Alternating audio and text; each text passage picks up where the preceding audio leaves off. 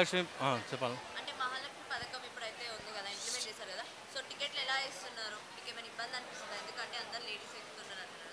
So, ఎలా అనిపిస్తుంది? చాలా ఇబ్బంది అనిపిస్తుంది మేడం. ఎందుకండి అంత ఇబ్బంది ఎందుకు అంటే ఇప్పుడు ఎక్కేదేమో జెంట్స్ తక్కువ ఎక్కుతుండ్రు, లేడీస్ ఏమో కుప్పలు కుప్పలుగా ఎక్కుతుండ్రు.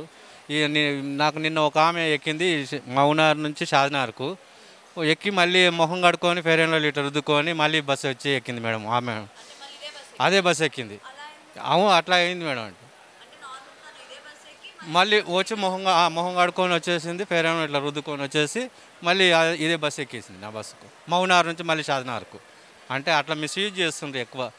అవసరానికి లేనోళ్ళకు పూర్తి లేనోళ్ళకు వాళ్ళకి వీళ్ళకైతే బాగుంటుంది. ఒకటి ఫస్ట్ క్లాస్ నుంచి పీజీ కానీ చదువు ఎంతవరకు చదువుకున్నా సరే వాళ్ళందరికీ ఫ్రీగా ఇచ్చినా సరే, వైట్ రేషన్ కార్డు ఉంది కదా మేడం, ఆ రేషన్ కార్డు ఉన్నా సరే ఇచ్చినా సరే.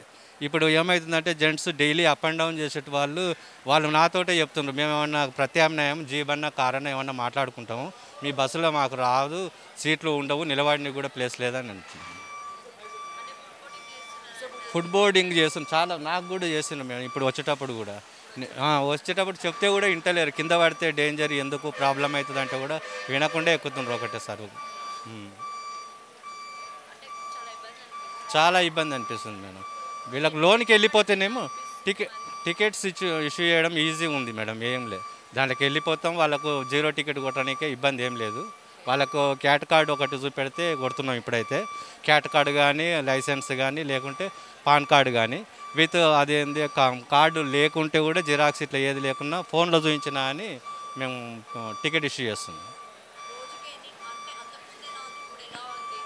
అప్పుడు చాలా తక్కువ ఉంటుండే, ఇప్పుడు హెవీ రష్ అయిపోయింది.